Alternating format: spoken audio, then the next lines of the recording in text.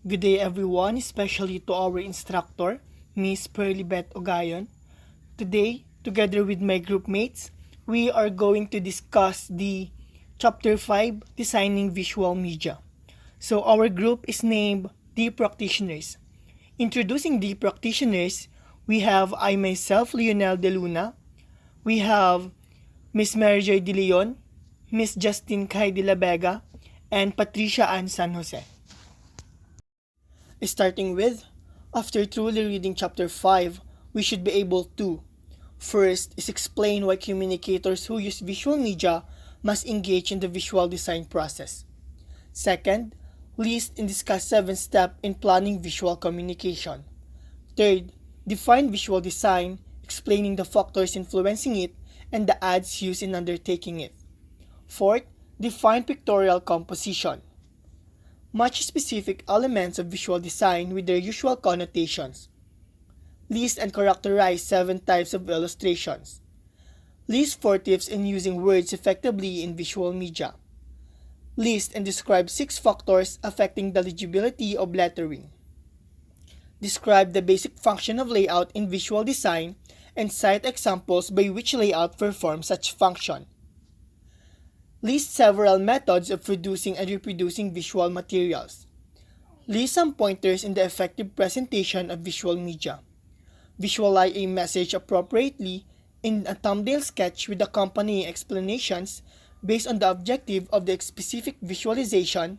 And lastly, produce a simple visual that is neat with a simple, harmonious, and functional color scheme and layout, legible lettering, and appropriate and attention-getting illustrations. So according to Magistrado 1981, communicators including teachers, extension workers, and trainers recognize the important role of the visual materials play in the communication learning process. Visual are said to make the learning of abstract concept more concrete, lessen chances of misunderstanding, increase learner retention, and even encourage the presentation of message in a logical manner. Meaning that visual aids are no doubt very useful in understanding something while giving a presentation. If what is said is shown on screen, the audience would be able to understand better. Let's say the same case with the kindergarten classes. The tiny toots tend to understand better whatever is taught if the features are shown to them rather than just teaching them orally. They get attracted to visual which help them in understanding the lesson better. The same concept works here too. However, preparing visual materials is often considered a problem by communicators who find their artistic skills wanting. The lack of artistic skills should not be an excuse for passing up the task of preparing visual in leading situations where these are needed but are lacking. This is because executing the visual materials is only part of the design process, which may require the skills of artist illustrators. The other steps in the visual design process should at best be undertaken by the communicator him or herself. If the final product will be effective communication medium, she is the one who understands her audience, their needs, and the desired learning responses from them. Remember, when we are children, we naturally preferred reading colorful novels with plenty of images and drawings rather than the boring black and white ones. Visual design functions similarly. However, compared to words, graphics are more simple to comprehend and easier to recall. An improved user interface is produced by the creative use of images, photography, typography, space, layout, and color. To be an effective visual designer, the communicator, the teacher, the extension worker, or trainer must become familiar with the steps involved in the visual design process, along with the factors to consider in each step. The process of making visual media materials essentially involves 5 parts. We have planning, message design, production, presentation, and evaluation. Let's start in planning the visual communication. Planning visual communication essentially follows the same steps in planning any other activity. There are 7 steps to be followed. First, is determine the needs, problems, or constraints that visual will help meet or solve. Second, analyze learner or audience characteristics. Third, set the objectives of the visual presentation. Fourth, assess alternative visual media that can help attain the objectives set. Fifth, plan how the visual medium will be evaluated. Sixth, analyze resource requirements against availability. And last, prepare a production plan. In needs and problem analysis, before proceeding with a plan for visual communication, the designer must first determine if visuals are needed in the first place. This involves an analysis of the situation in which visuals are to be used, including the message to be conveyed and the learning strategies to be employed. We all know that design sets the moods of our product or your product. The customer doesn't care how you created it or what extraordinary talent it takes to find the solution. A pleasing design makes using a product fun, professional, and it enhances the chances that a customer will come back. In learner or audience analysis, the intended learners or audience of the visual presentation may be considered at two levels, the specific and general. An audience analysis helps visual designers when they plan their objectives, the content and presentation of their message, and its form. This is a presentation is not just about your words. Audience will anyways remember only percent of what you say, but will largely remember what they see. Visual aids help to drive your message across the listeners in a far more effective manner. This is because research says that humans have a visual recognition memory, which is far stronger than auditory recognition memory. However, visuals must be appropriate for audience and must be displayed correctly with ease and confidence. Remember that visual can be a presentation slides, clip charts, whiteboards, overhead transparencies, and even props. Analyzing the characteristics of the specific audience is part of analyzing their learning needs and problems as performed in planning step 1. This includes determining their knowledge about and attitudes towards the message. Two other important qualities to consider are the learner's visual literacy and culture. The two factors are related. Listeners think faster than a presenter can speak. Hence, audience members soon lose interest in an ordinary speech. However, visual do help to keep the audience hooked to the presentation as their minds wander less and remain glued to the visual. Visual literacy is an audience's ability to understand visual cues such as arrows, remember encircling of parts, the X sign, and the numbering of steps in a sequence. Many visual materials fail to achieve their purposes among low literate audience because the designer uses symbols having meanings that the former do not share. This can happen when the communicator leaves the entire design process to an artist or illustrator who may not have been trained on the use of visual cues based on the alien culture of a developed country. If a visual cue, such as a diagram of the internal parts of an object, has no meaning for viewers, they may not even perceive the cue, such as cue may further add to the 171 viewers' confusion in interpreting the visual material. Visual designers must therefore take care that the intended viewers of their visual material can interpret it correctly. They must use visual cues and presentations that are familiar to their specific audience. Thus, their raw materials in the visual design process must consist of cues as well as representation of objects and practices found within the culture and environment of their audience. This requires of them to become familiar with their audience culture and surroundings. Making an inventory of the visual cues that are meaningful to their audience helps. Meaning that since humans find images interesting and ingest more information through eyes, visual helps in better understanding of speakers' words. Let us take a look on Table 11. Those are some key questions that communicators such as teachers, extension workers, and trainers may consider in order to determine if visuals are needed. Let us have the guide question number 1. Is the message new or unfamiliar to the intended audience? Ang role of visual niya is enhance understanding with minimum explanation. Ang example of communication situation niya, introducing a new type of farm equipment like the flatbed rice dryer. Another guide question, is the topic quiet technical such that misunderstanding may occur if words alone are used? Ang role of visual niya, enhance understanding with minimum explanation. Ang example of communication situation, teaching farmers the correct diagnosis of certain crop diseases, and so on and so forth. Here, we can also create our own guide questions in order to determine if visuals are needed. Aside from considering an audience's specific characteristics, the designer must consider the visual principles that may apply to audience in general. These principles have been backed by studies conducted primarily in Western countries. Moving on, Gestalt psychology offers some useful principles governing visual perceptions.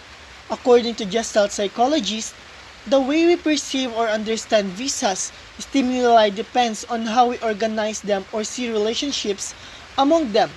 For example, we tend to associate visual stimuli and classify them together based on the following factors or the Gestalt principle of weak grouping.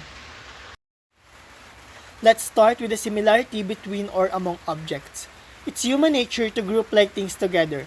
In Gestalt, similar elements are visually grouped, regardless of their proximity to each other.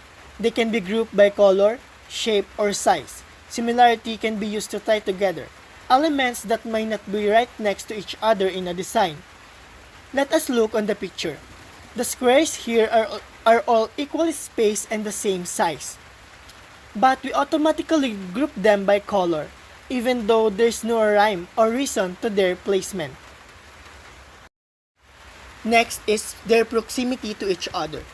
Proximity refers to how close elements are to one another. The strongest proximity relationships are those between overlapping subjects, but just grouping objects into a single area can also have a strong proximity effect. The opposite is also true. Of course, by putting space between elements, you can add separation even when their other characteristics are the same.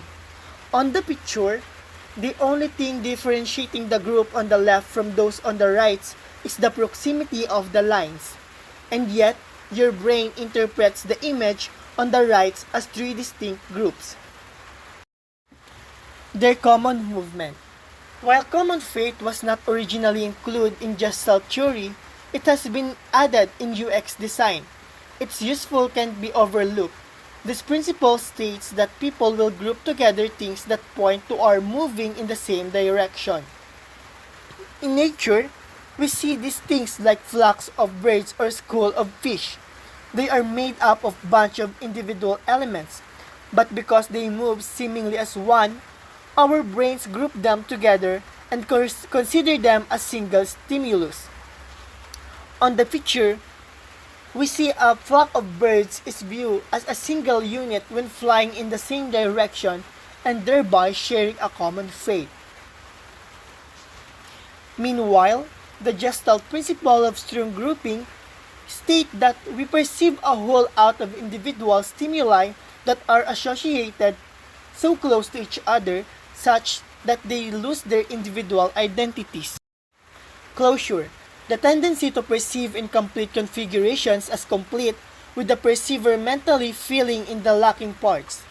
Closure is one of the coolest Gestalt principle, and one I already touched on the beginning of this piece. It's the idea that your brain will fill in the missing parts of a design or image to create a whole. In its simplest form, the principle of closure allows your eyes to follow something like a dotted line to its end. But more complex applications are often seen in logos, like that for the World Wildlife Fund. Large chunks on the outline for the panda are missing, but your brain has no problem filling in the missing section to see the whole animal.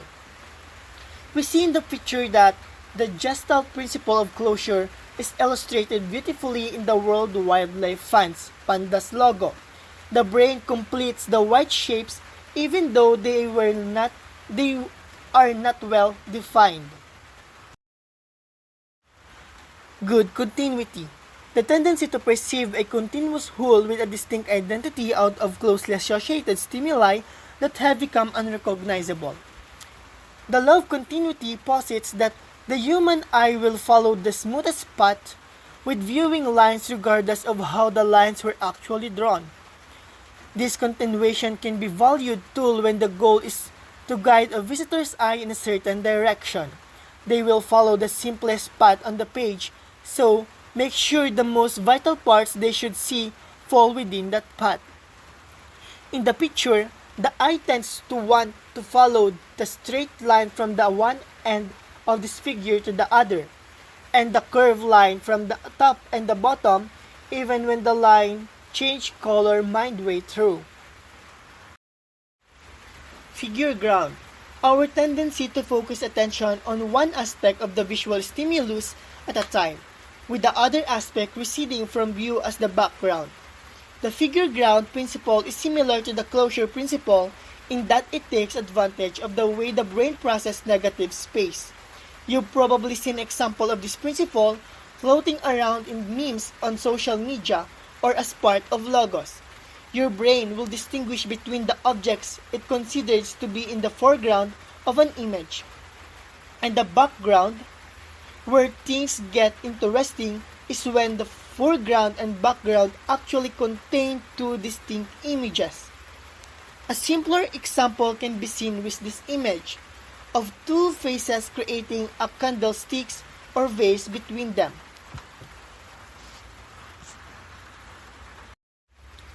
Based on these Gestalt principles, Zimmer and Zimmer 1978 listed some pointers for visual designers as follows. People tend to perceive large objects first, also larger shapes tend to seem more important. Therefore, visual designers can use the sizes of shape to direct their audience eye movement. So, this end of my report.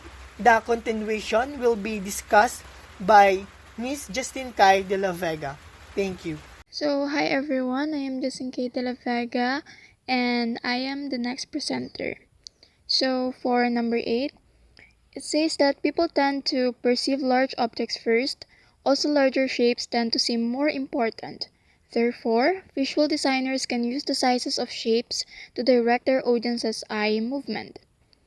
We as audience of one visual presentation, we are tend to focus on the larger objects like text or pictures because we saw it as more important than the others.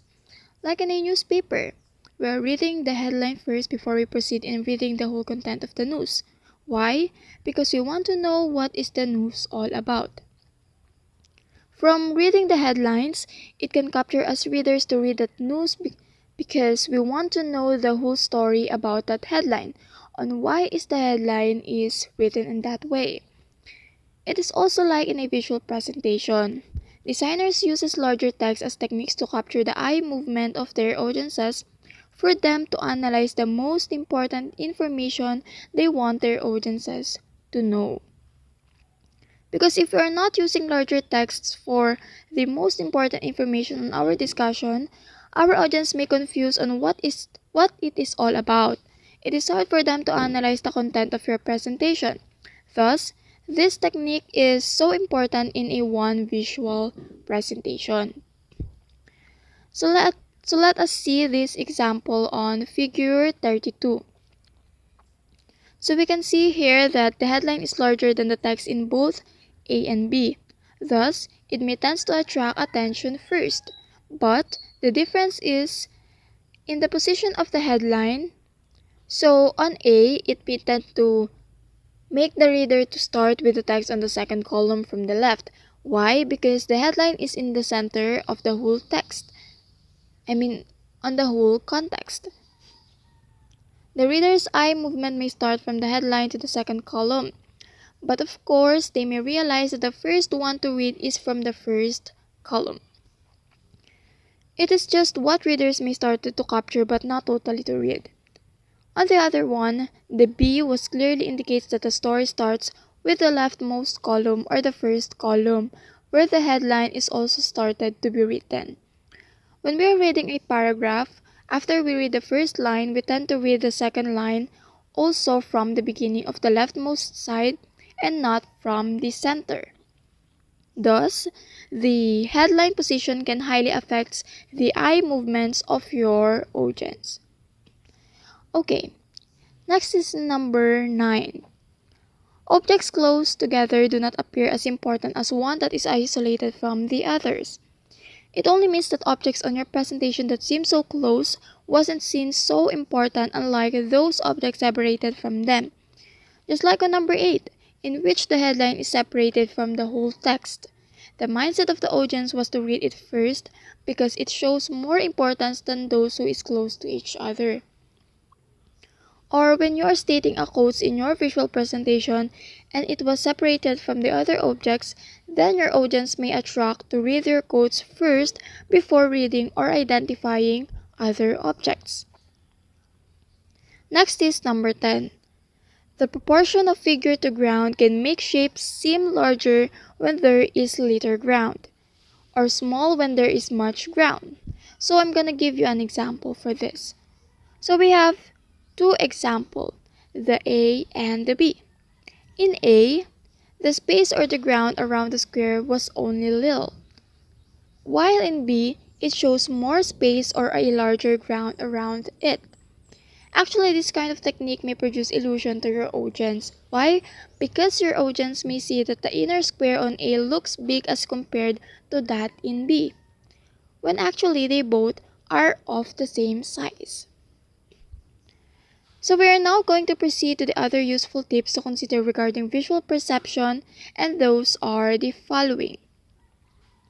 The first one is perception or understanding is enhanced when the visual stimulus is familiar to the viewer. Of course, if I am your audience and I am familiar with those visual stimulus that you use in your visual presentation, of course I will clearly understand. But if I am not familiar with the visual stimulus that you are using, then it is hard for me to understand your messages. Just like in math class. Student understand your discussion if she or he is familiar with the expressions, operations, or even the formulas you used in your discussion. But if they are not familiar with all of that, how could they understand it? They need to understand every single details of your discussion before they will clearly understood it. But if they are familiar with all of that, it is easy for them to catch up on your class. Okay, next tip is, aside from size, the other factors that determine attention, the perception of figure against its ground, are contrast, color intensity, movement, and repetition. Well, the more you are creative in creating your visual presentation, the more your audience will get the attention of every single details you want them to know. But if your visual presentation was only in a plain or simple design, it wasn't get their attention. Why? Because the more the visual presentation is alive, the more that your audience will attract to listen and read your visual presentation.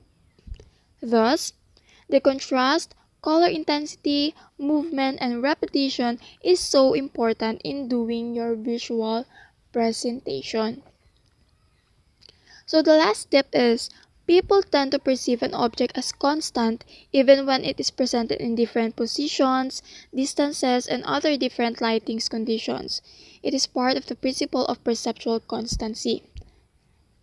So why I said that people tend to perceive an object as constant even when it is presented in different positions, distances, and other different lightnings? Because you only have one message every page that you want to distribute. Thus, even if you presented it in different positions, distances, or different lighting, your audience perceive it as constant, or they see as it wouldn't change at all. So after we discussed the useful tips to consider regarding visual perception, we are now going to proceed to the subject objectives. So, the objectives of the visual presentation are essentially the proposed answer to the identified needs and problems calling for visual messages. Objectives must be written in terms of the intended learning outcomes that can be observed in an audience's behavior. If we are doing our visual presentation, the first page that we need to consider is our objectives. What are the things we want our audience to understand, and what is the content of our visual presentation? Thus, our objectives is our guide on how our audience view our or understand our visual presentation. If we are not include objectives in our visual presentation, how can if we are not include objectives in our visual presentation, how can we identify if our audience get the messages we want them to understand? Showing your objectives may also help you to easily understand by your audience what do you want them to analyze, understand, and to view while you are presenting your visual presentation. Okay, next one is assessing alternative visual media. So we have two types of visual media. The first one is the spatial visuals and the second one is temporal visuals. So in spatial visuals, it is commonly includes pictures, posters, diagrams, illustration charts, and graphs. This is a visuals that arrange stimuli in a space. Of course, if we attached a picture to our presentation, it will give space to the other objects we want also to attach. It will also separate messages on our visual presentation. Our audience may understand that your text was not included on that topic because of this visual stimulus. They will understand that those objects wasn't belong to that of other objects, or they can see where that object started and where it will end. The next one is the temporal visuals. So it is commonly separate a visual presentation whether it is a dramatizations or demonstrations, like a live or meditative in film, sound slide sets, television, or videotape. It is actually a type of visual presentation we want to use, just in a class. Because of the pandemic, the face-to-face classes was only limited. If we are going to report in a face-to-face class, of course we need to show a live presentation. But if it is only online, well, some professors only want us students to record our presentation, or a what we call as video presentation. Or maybe we're going to present a film which shows our messages to our audience and many more. So we're going back to the objectives. I'm gonna show you a table which presents action words appropriate for behavioral objectives that visuals in particular can help attain. This may be classified into 5 general purposes, but I'm just going to discuss the 4 out of 5 of them. Those 5 general purposes include visualization, identification, characterization, evaluation, prescription, and relating. So here is a table. We have action words, example of behavioral objectives, and recommended visualization. The first action word is to identify. The sample objectives is farmers must be able to identify a new rice new rice variety. So this is the objectives. But what is the recommended visualization we need to use among the 5 general purposes? It is the identification. In identification, it shows the objects. The degree of realism depends on the unfamiliarity of the object and other specific requirements in identifying it. In this kind of objectives, our audience may tend to realize what we need to identify from our visual discussion. Just like the example, farmers must be able to identify a new rice variety. So in your discussion, your main point is to identify by the farmers what are the new rice variety. It is obviously that your audience are farmers, but the thing is, they need to know from your presentation what was the new variety of rice is. So the next one is the characterization. But first, we need to discuss the action words used in this visualization. There are four action words here.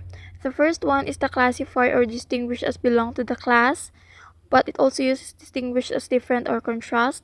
It also uses characterize, describe, list the qualities, and explain. So we identify the different action words used in characterization, but what actually characterization is. So it classify distinguishing objects belong to them or not, describing a listing of objects belong to them, and explaining what must their audiences need to understand. The next visualization is the evaluation. The action words used in this visualization are evaluate, list advantages or disadvantages, and cite importance. So the evaluation are showing the positive and negative outcomes of a recommend action. Your audience need to evaluate the things that's showing results in your presentation. They must be able to evaluate the things you want them to analyze. The fourth visualization is the prescription. The action words used here are follow a procedure or perform the steps in a practice. Prescription shows what does your needs to follow. What does your audience needs to follow. There is commonly a steps that will follow by your audience, and that is what your objective is, to follow by your audience the steps included in your visual presentation.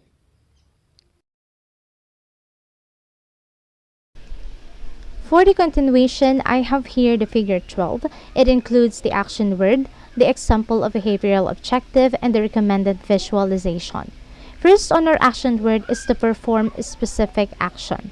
And the example of behavioral objective on this is the general public must be able to conserve water, and the recommended visualization is to show the recommended action on an object of action in a compelling manner. For example, the fully flowing faucet. The next action word is to explain relationship among variables. Example of behavioral objective, former student must be able to list the cost of soil erosion, and to show visualization here, we have to shows relationship in charts using a pictorial symbol. Another action word is to describe a trend. Student must be able to describe trends and population growth in the third world countries over the decade. And the recommended visualization here is to use a line graph in an interesting manner. Another action word is to compare and contrast different magnitudes. An example of behavioral objective is an agricultural student must be able to compare and contrast the performance of the traditional against the new crop variety. And for effective visualization, a recommended visualization is to use a bar graphs, which color scheme for each of the items being compared. It can be vertical or horizontal. And the last action word that we have here in our figure 12 is to relate the magnitude of the parts with the whole composition of an object. Example, the home economics student must be able to point out how much water in human body. And for an effective visualization, we have to use a pie graph or circle graph. Alternative visual media, which can contribute to the objectives of a visual designer for a specific audience, must be assessed based on their potential cost effectiveness. Analyzing the potentials and limitations of a specific media and weighing this against their expected cost may project cost effectiveness. For example, big media like television, those expensive and technologically sophisticated, may create a strong audience impact. However, an analysis of factors like cost research evidence that little media, the simple and inexpensive type like diagrams, are equally effective. And the intended audience being confined to those living in a specific locality may point to the cheaper media as better alternatives. These considerations point out that designer must be familiar with the features and demands of the various visual media. As I've said, designer must be familiar with the features and demand of the various visual media. and that designer must also be skilled at communicating to ensure that their designs meet the needs of their audience. The designer should also consider how different media affect the audience perception of the message being delivered. For example, an advertisement may be visually appealing in print media but ineffective on television because it relies too much on visual imagery. Now we go to the topic of planning of evaluation. The project must be planned early enough so that evaluation requirements and tasks may be counted on the budget, work schedule, and assignment. A visual medium must be evaluated in two aspects: its ability to elicit desired learning responses from its audience and its treatment or execution. Now, the latter is a matter of technique. The former is determined by the medium's ability to capture attention, engage learning, and promote retention. We may say that the medium is appropriate to its subject if it provides an accurate representation of that subject and if it elicits from its audience responses that are similar or identical to those generated by direct experiences of that subject. One way of evaluating visual media is through pre-testing. This entails the systematic eliciting of responses to either a prototype or just a preliminary version of the visual medium from the respondents representing the intended audience. Pre-testing helps polish the prototype of a visual material even before it will be reproduced and utilized. These extra efforts enable visual designers to correct errors in their product even before a considerable sum of money is invested in producing it, and even before it can make their visual presentation a flop. The pre-test, post-test, on the other hand, is an instrument for measuring the extent to which learners attain the learning objective of a visual presentation. The difference between the post-test and the pre-test score indicates learners' knowledge gain, change in attitudes, or acquisition of skills after the visual presentation. Now we go to the topic of resource analysis. When visual designers have made a choice regarding the specific medium that they will use, they can start analyzing its resource requirements against available resources. The resource analysis, it yields the list of needs and realistic budget for a visual project. However, before making a thorough resource analysis of resource required, visual designer must first check if the specific visual medium decided upon already exists. Because if the available visual will serve their purpose and be useful in the communication situation as a whole, they can lay back and simply plan their presentation or utilization. For this slide, I have the resources that are required for a project: the talent and effort, art and photographic, supplies and paraphernalia, the color, and of course the fund and the time to prepare the needed visual medium. Also, a visual designer must not forget to include their quantities and specification, like the brand, the unit, the size, the color, and of course the quality. Now we go to the production plan. It prepares the visual designer to carry out the visual communication plan.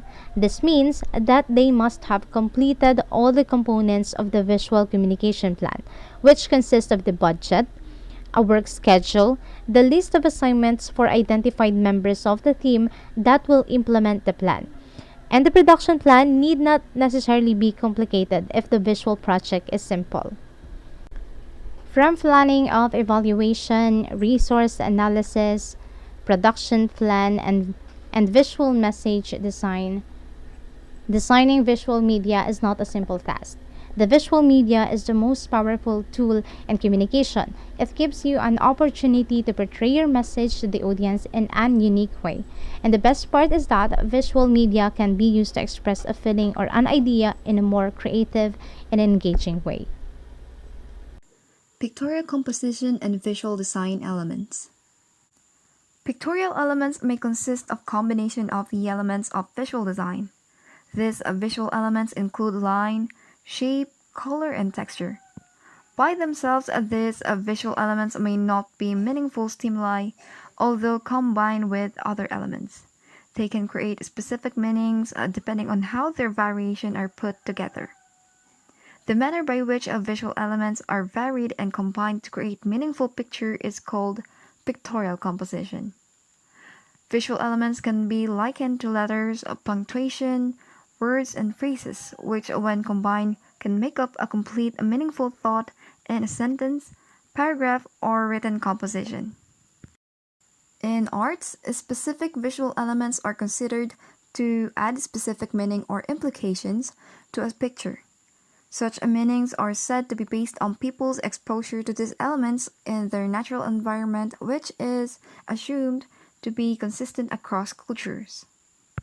For example, vertical line, which is said to imply stability among others, is depicted by tall trees which are considered to possess the said quality.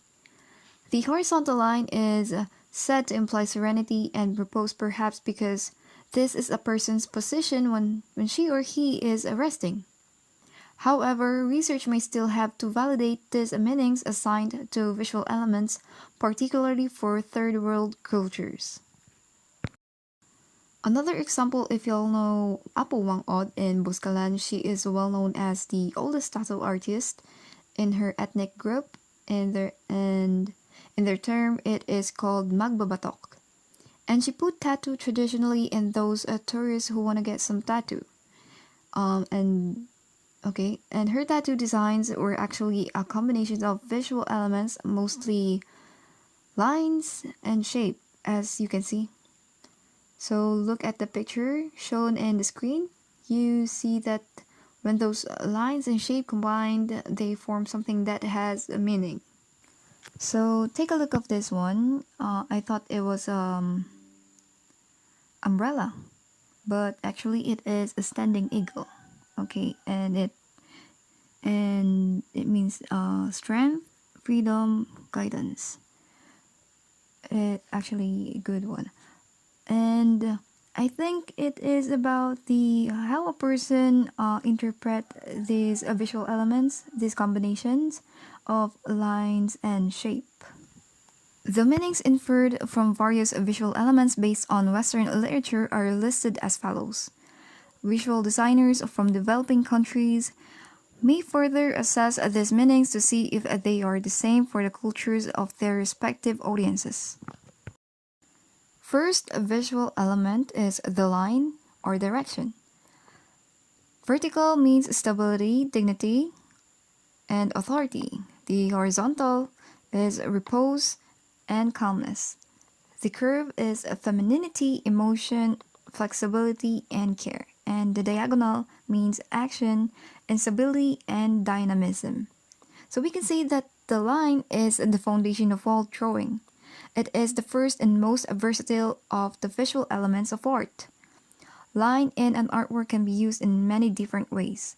It can be used to suggest shape, pattern, form, structure, growth, depth, distance, rhythm, movement, and a range of emotions.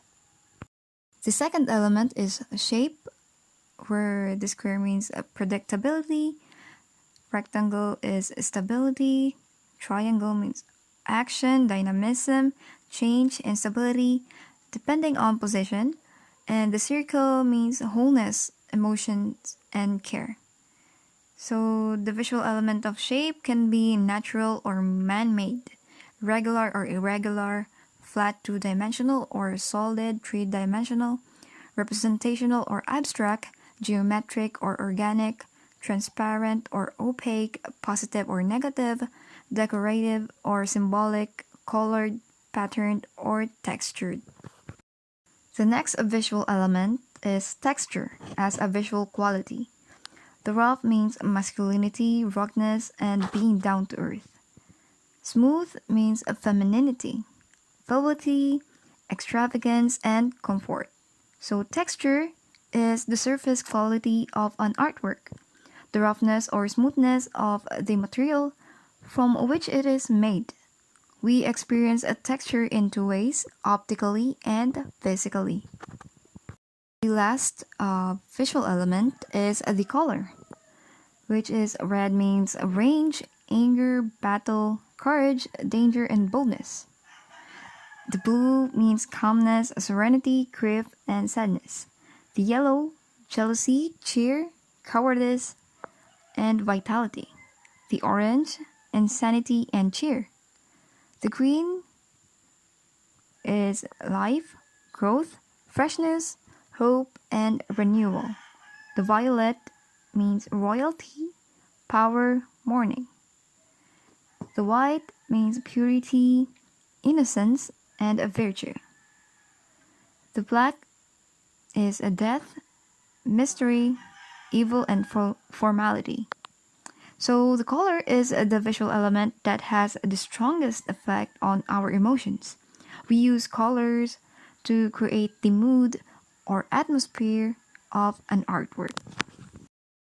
In utilizing color as an element in instructional visuals, the designer may consider the following as a more relevant guidelines.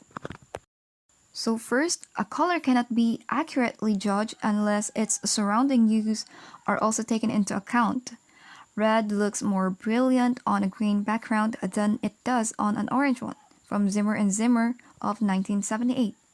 So yes, actually red and green is such a good combination and it looks like a color of a flower, or let's say a rose, or an event like Christmas.